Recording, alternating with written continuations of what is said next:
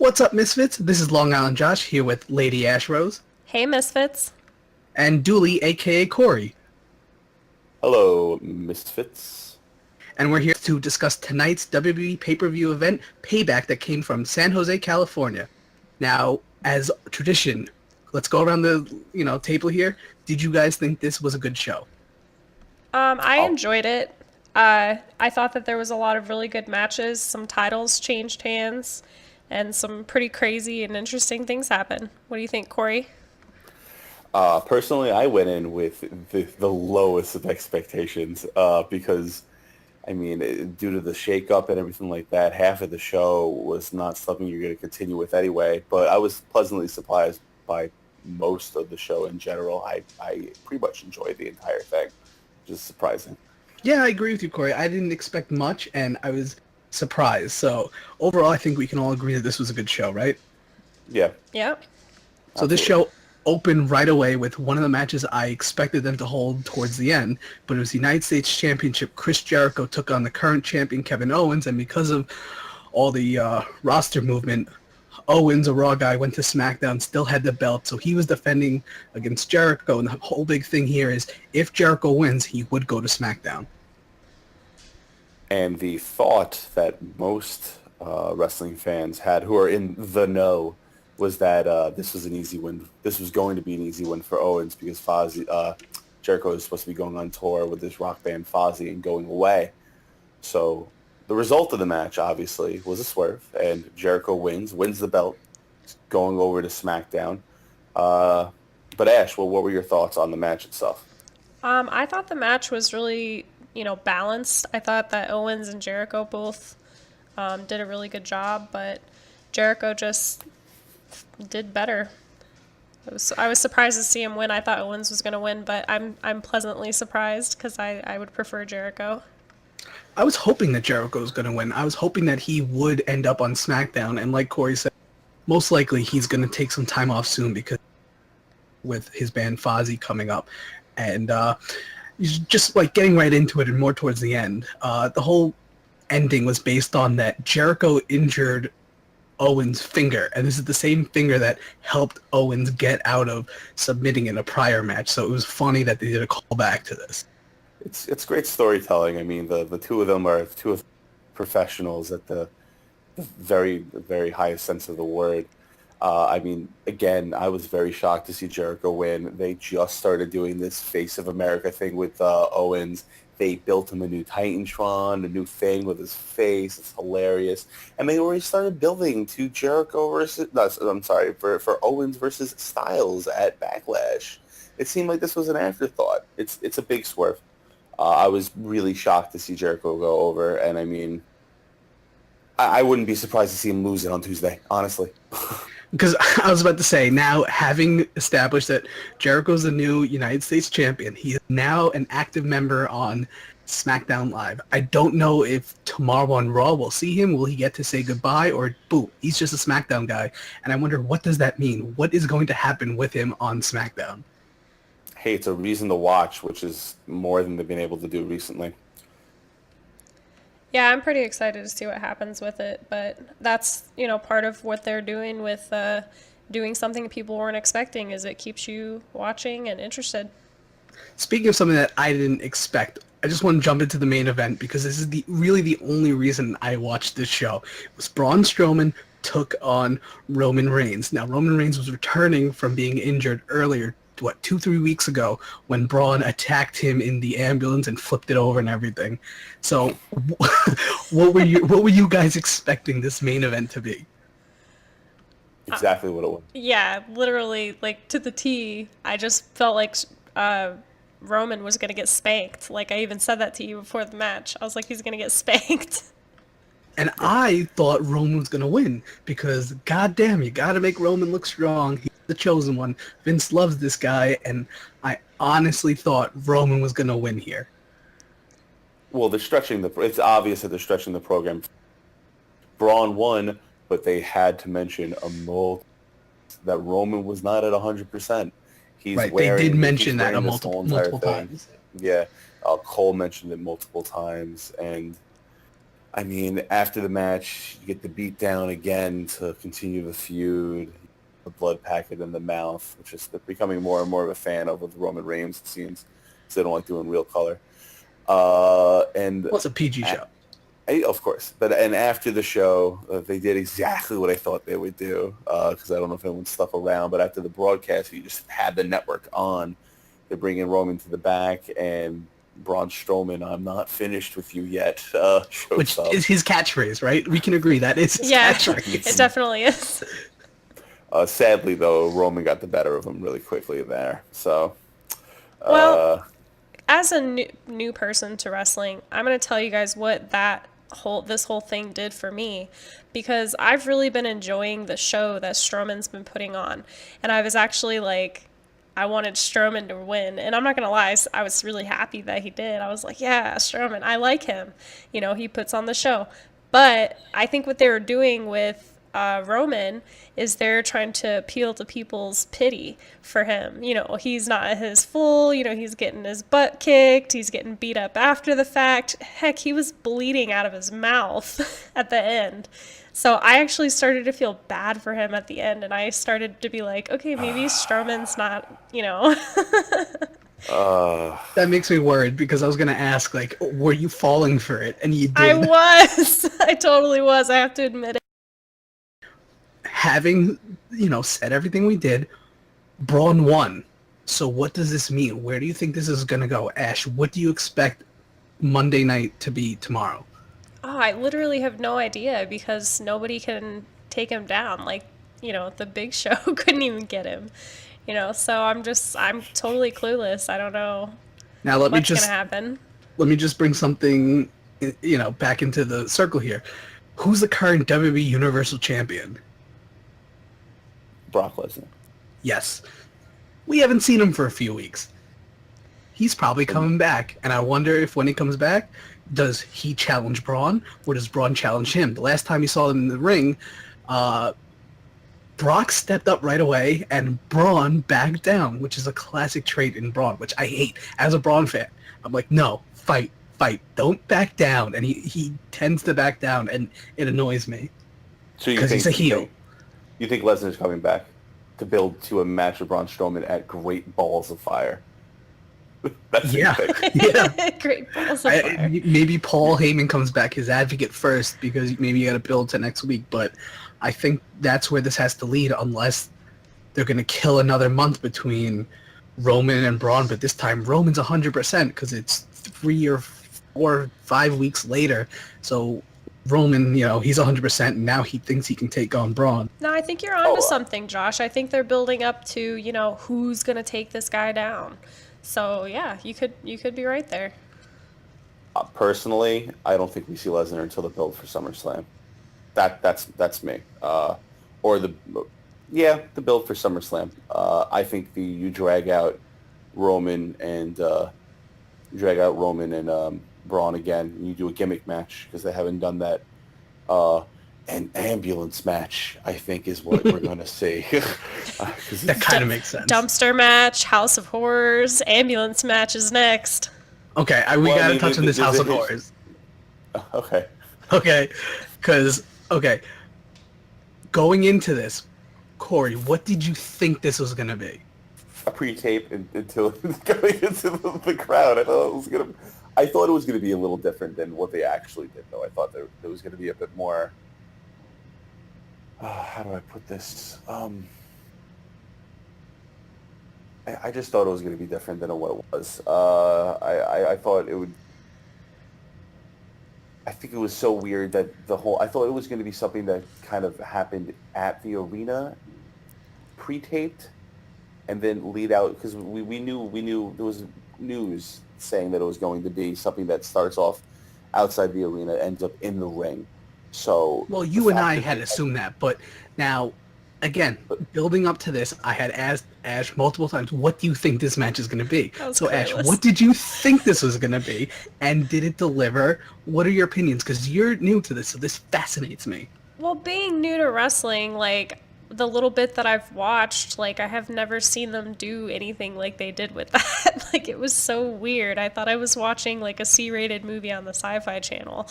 Like, I did not enjoy that whole house bit, not one bit. I wanted them to do something up in the ring, to make it, you know, part of Wyatt's whole gimmick and do it there. And the way they did it was just, it was super cheesy. I didn't enjoy it. I enjoyed when they actually got into the ring and started fighting. But other than that, I didn't like it. Wyatt is cheesy. Wyatt is the issue. Yes. Yeah, but you've been watching for years, as so have I. So his gimmick is great. His gimmick is fantastic. When yeah, I first saw it in NXT, when I first saw the promo for him in NXT, I'm like, great, Cape Fear, fantastic, works perfect for a wrestler. This is going to be fantastic. It's a great repackage. But 3 years into it being on main television, it has not lived up to it. It seems unfortunate with Bray it's all talk. Now, if you just listen to promos, he says things, I'm going to take your soul and bring you to hell. He never does that. This is the first time, the closest that has ever happened. Maybe something with the New Day when they were feuding, but the fact is, Bray is this weird character that's supposed to mean more than he actually is. Looks like he took him to some house in the ghetto. Like, it wasn't anything like what I thought it was going to be. It was very weird. I didn't enjoy it at all. Now, what do you think of the ending? So many guys that deserve a spot more than Bray in the upper card at this point. He's had his chance. I think Bray may not be a long-term guy here, honestly. I'm in agreement. I think that's going to die out real quick. People are not going to go for that cheesy gimmick very long. There might be a pushback. I'm wondering if there's going to be a pushback. You're going to have to try to fit him. I mean, they did allude to a future program with him and Finn Balor because Balor's got the demon inside him, but I don't want to see that. Well, that's what they're doing. Let's just scrap it. But moving on to the end of that match, what did you guys think about how that all played out, where the Bollywood boys came out and Jinder Mahal? Yeah, so the Bollywood boys came out. They attacked Randy when he was attacking Bray, and I was hoping they wouldn't do this, but, you know, they did. It makes sense. So this is technically a Raw/SmackDown storyline with more SmackDown talent, and they took the title away from this. A few weeks ago, I'm pretty sure they announced that the House of 4 matches was going to be a WWE title match, and then they kind of seemed to just drop it and hope that you weren't paying attention, because a big thing with WWE is they hope that their fans don't pay attention week to week. They don't reward you for paying attention to details. No, forget it. If Vince McMahon forgot it because he's an old man and doesn't remember things, then you should also forget it.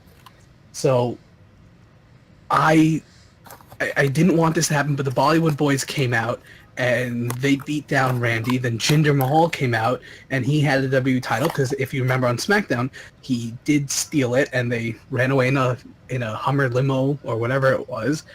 And I guess going to SmackDown, we're going to get the Bollywood boys and Jinder Mahal and Randy. I mean, I have to disagree with you. I think this is literally the best thing they could have done to end the match. We're done with Bray and Randy. We were done with Bray and Randy at WrestleMania. It was a solid ending, and they just decided to continue it. If you're going to have another match, you might as well, at the end of it, have it build to something else. Because this got heat on Jinder. This got heat on the Bollywood boys. And believe me, it's something that they need going into what's their main event, because it is for WWE title at Backlash. So I think this was the best and the smartest move for them to make, because you gotta build up somebody who's kind of small right now, and you're gonna have to do that strong for the next few weeks for anything to be believed. I have to agree with Corey on this, because I feel like, you know, like we've just been talking about, this thing with Wyatt is just a fizzling candle. Like, it's just not working for anybody. And I think that maybe WWE is figuring that out, and they're like, okay, let's build up to this Jinder thing with Orton, because the Wyatt thing is just fizzling out. So you're probably right. That's probably the best thing they could have done, by having him come out there and bring in some more drama with that to build up to that fight. I mean, they have to fizzle it out also because I mean they're on separate shows now, so you can't keep the feud going. Yeah. This is the blow off for everything, for that because they're one's on Raw, one's on SmackDown, and they have done a pretty good job of keeping all that separate since they've done the brand split, which is something I applaud because they haven't been great at it before. So Yeah, it Well, had to be separated.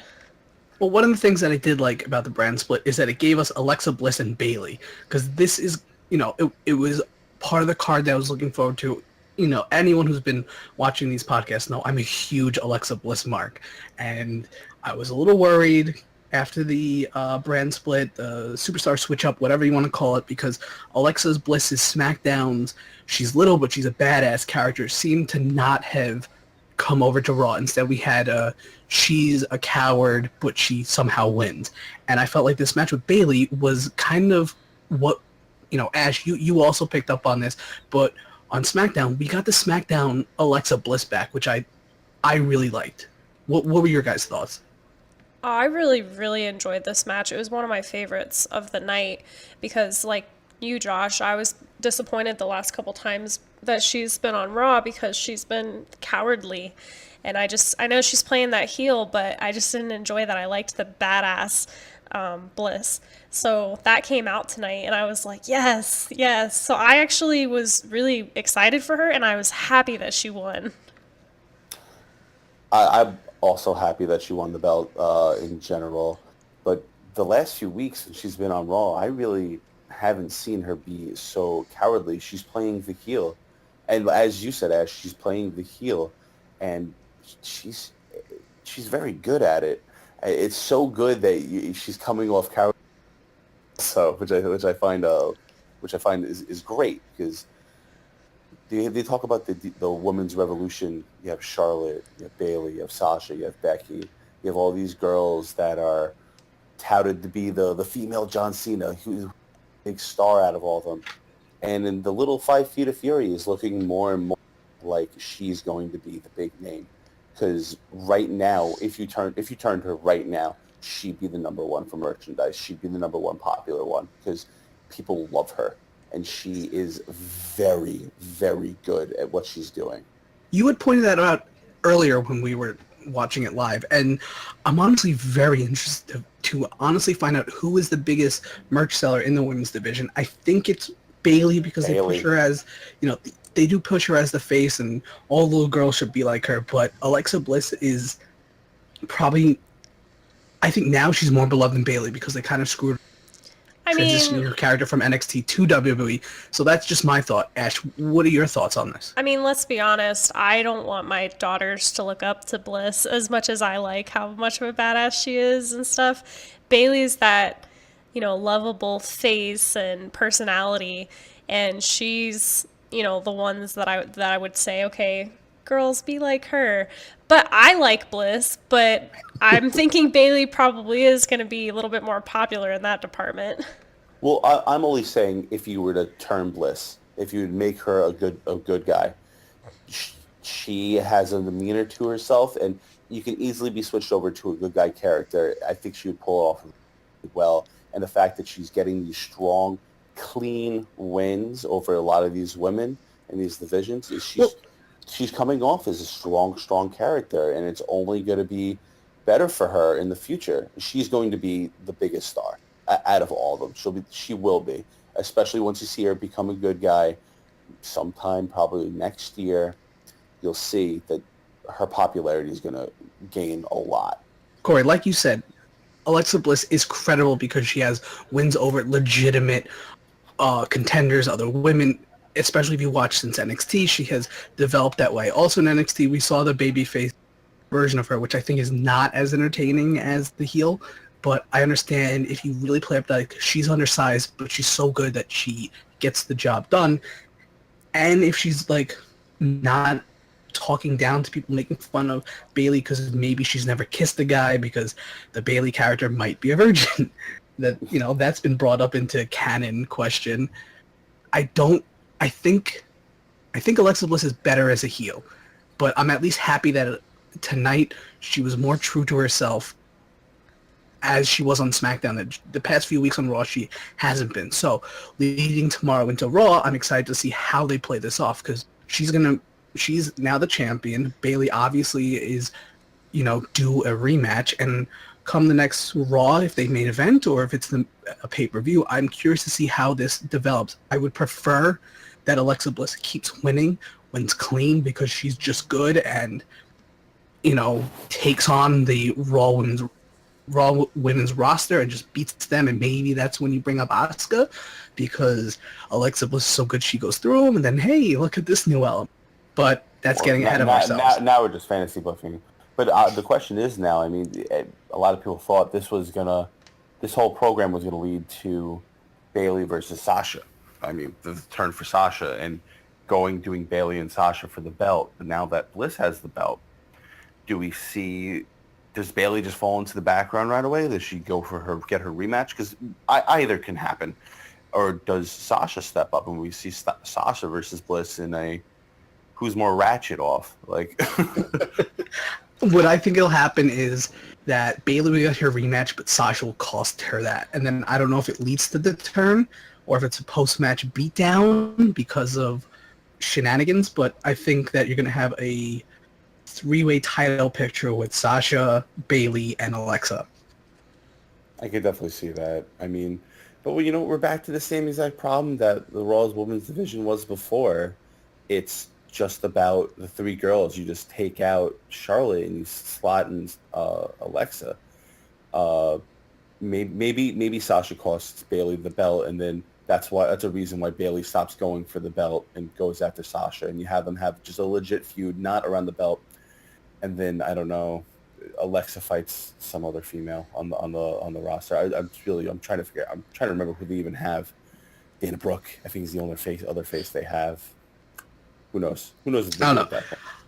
I want to touch on the Raw Tag Team Championship match real quick. Sheamus and Cesaro took on Hardy Boys, went in as the tag champions, and they defeated Sheamus and Cesaro. And part of me thought that maybe they weren't. I thought that Sheamus and Cesaro were going to win, and they were just going to be dirty, and like that would be the reason that they turn. What were your guys' thoughts on this match? Ash? I thought that Sheamus and Cesaro were going to win as well because they kind of built up to it with both of the Hardy Boys winning individually. And so I thought they were going to, together they're going to beat them up. But it didn't end up that way, and I was kind of surprised. But it was still a very good match. I thought it was pretty balanced with, both doing well, but it didn't go the way I thought. I thought the Hardy Boys were going to retain. They just got the belts. They just came in. They were probably told, "Yeah, we will keep the belts and you to SummerSlam," something like that. I think it's going to lead to another rematch between the two of them, obviously, because now they're just going to do it as if they're heels, and then the Hardys are going to win, and then the Hardys are going to fight the Club.